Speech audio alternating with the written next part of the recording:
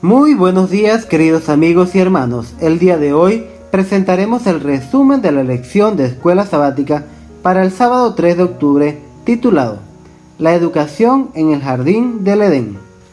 En el principio no habían escuelas ni universidades, pero incluso sin libros, salas de conferencias ni dispositivos electrónicos atiborrados de internet, aún así se transmitía el conocimiento, rico en sabiduría y virtud, a través de una niebla que irrigaba frescura. Génesis 2:6. Podemos discernir la forma de Dios, un jardín que hacía las veces de aula y dos alumnos de barro fresco, recientemente vivificados por el aliento de Dios. Génesis 2:7. A menudo no pensamos en el jardín del Edén como una aula en la que Dios se sienta como instructor, pero la lección de esta semana nos lleva en esa dirección. Dos niveles de enseñanza emergen desde el comienzo del Génesis. En primer lugar, Génesis nos permite caminar con las sandalias de Adán y Eva, o mejor dicho, con las huellas de sus pies descalzos, y escuchar las clases magistrales que Dios probablemente impartiera sobre la historia de la creación, el propósito y las responsabilidades de la familia humana. Génesis 1:26 al 28. Lecciones de la naturaleza, meditaciones sobre el matrimonio, Génesis 2:18, y advertencias sobre un enemigo y el árbol prohibido, Génesis 2:17. En segundo lugar, podemos aprender del relato de Génesis como lo haríamos con un libro de texto. Las revelaciones sobre la naturaleza de la tentación de la serpiente, las consecuencias de la desconfianza y la desobediencia, el carácter de Dios desafiado y vindicado, y las provisiones para la salvación emergen como temas para la enseñanza y la contemplación. Conocer los fundamentos históricos de cualquier rama del ámbito académico siempre brindará una mayor perspectiva y una comprensión más minuciosa. Así como es imprescindible conocer los axiomas de Euclides al estudiar geometría, comprender los capítulos iniciales del Génesis es esencial para comprender el resto de la Biblia y la historia completa de la redención. En el libro de Génesis capítulo 3, la descripción inicial de la serpiente como astuta destaca un contraste importante entre la serpiente y el Adán, el hombre y su esposa.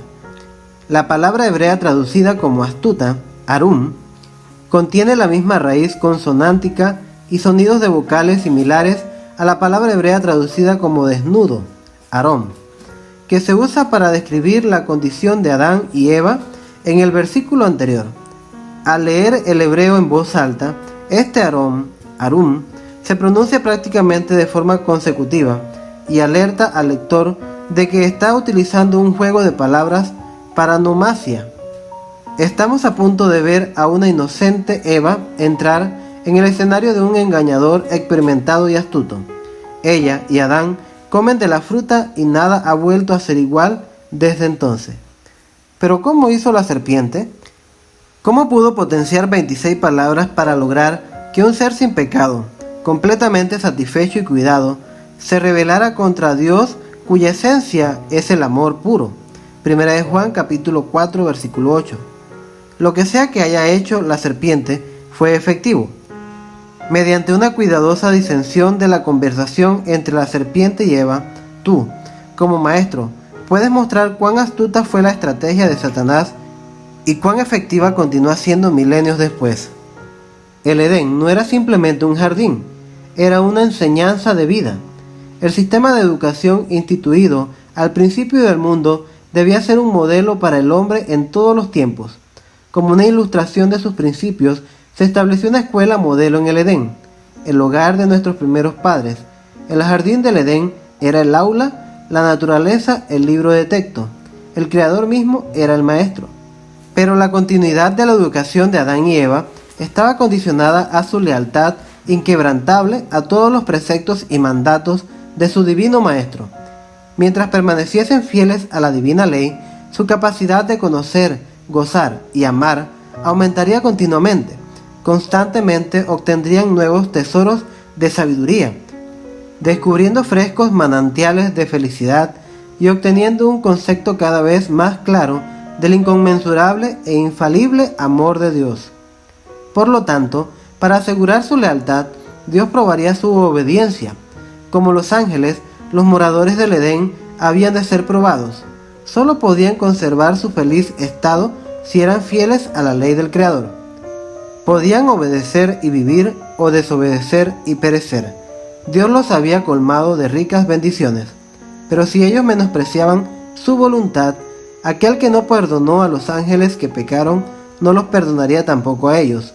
La transgresión los privaría de todos sus dones y les acarrearía miseria y ruina. El examen final consistía en un árbol y una prohibición. En medio del huerto, cerca del árbol de la vida, se alzaba el árbol del conocimiento del bien y del mal, destinado especialmente por Dios para ser una prenda de la obediencia, la fe y el amor de Adán y Eva hacia Él. Refiriéndose a este árbol, el Señor ordenó a nuestros primeros padres que no comieran de él ni lo tocaran, porque si lo hacían morirían. Les dijo que podían comer libremente de todo árbol del huerto, menos de este, porque si comían de él seguramente morirían. Dios hizo más que simplemente indicar a Adán y a Eva que no debían tocar ni probar la fruta. Envió ángeles para darles instrucciones adicionales a la pareja, diciéndoles que serían más fuertes juntos contra la tentación que separados. Los ángeles habían prevenido a Eva que tuviese cuidado de no separarse de su esposo mientras estaban ocupados en sus trabajos cotidianos en el jardín.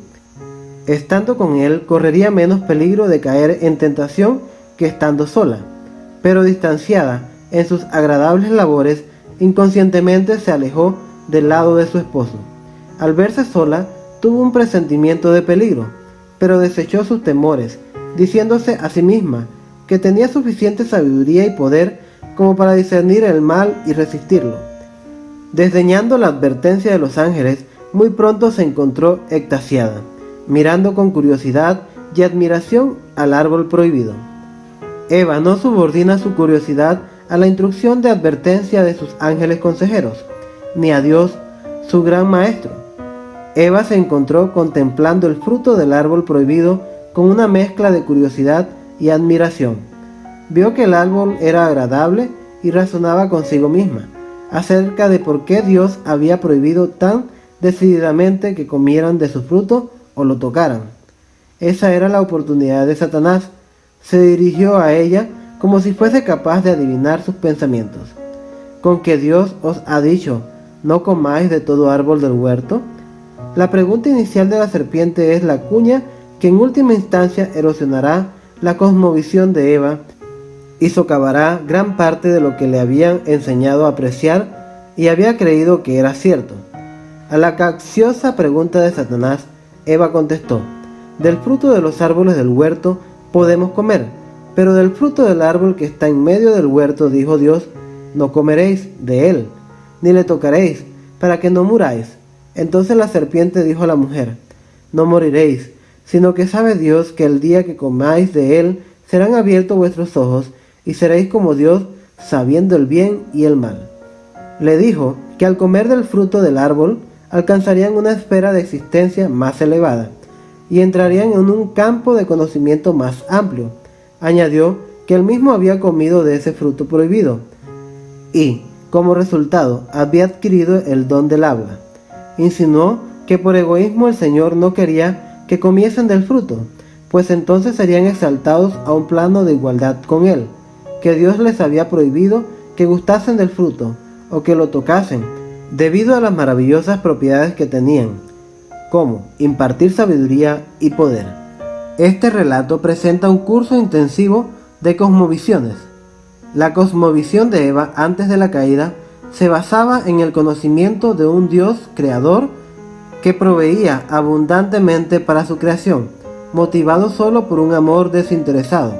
El árbol prohibido era una prueba y un símbolo de que Adán y Eva, aunque libres, no debían vivir autónomamente separados del Dios que los creó. Pero la serpiente inscribió una imagen diferente en la impresionable e inocente Eva. Reinterpretó la dinámica del jardín, utilizando los mismos datos que tenían a su alrededor de una manera que pintaba a Dios como 1. Sumamente restrictivo de lo que es bueno, 2. Amenazado por aquellos que participan de los poderes que imparte el conocimiento del árbol prohibido. Y 3.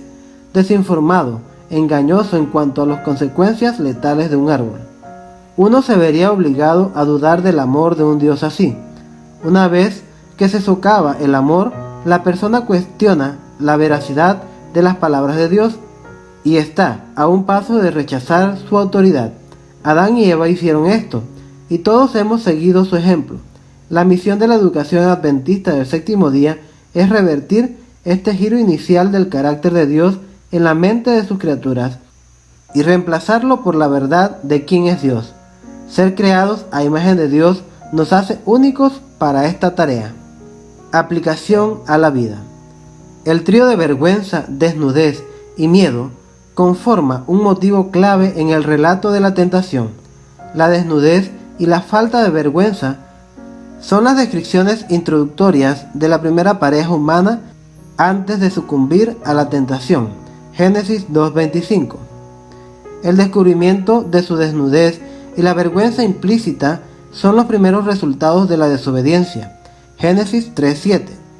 Nuevamente, es el miedo y la vergüenza lo que lo hace esconderse cuando escuchan la voz de Adonai Elohim, el Señor Dios, según Génesis 3:9-10.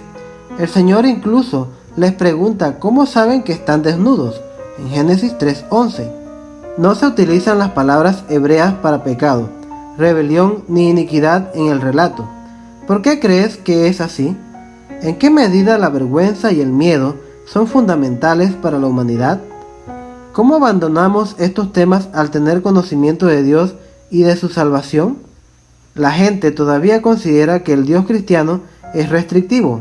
Con tanta frecuencia hemos escuchado: ¿qué hay de malo en hacer esto o aquello? ¿Cuál es la forma más efectiva de disipar esta mancha milenaria en la reputación de Dios? Una estrategia es mostrar que Dios todavía restringe solo una cosa de su creación: el pecado. El hecho de que un solo árbol produzca 1000 frutos diferentes no significa que Dios nos restrinja de 1000 cosas diferentes. Gracias por escuchar el repaso de la lección de Escuela Sabática. Te invitamos, amigo y hermano, para que te suscribas a nuestro canal. Recuerda activar la campanita para que te lleguen todas las notificaciones de nuestra programación.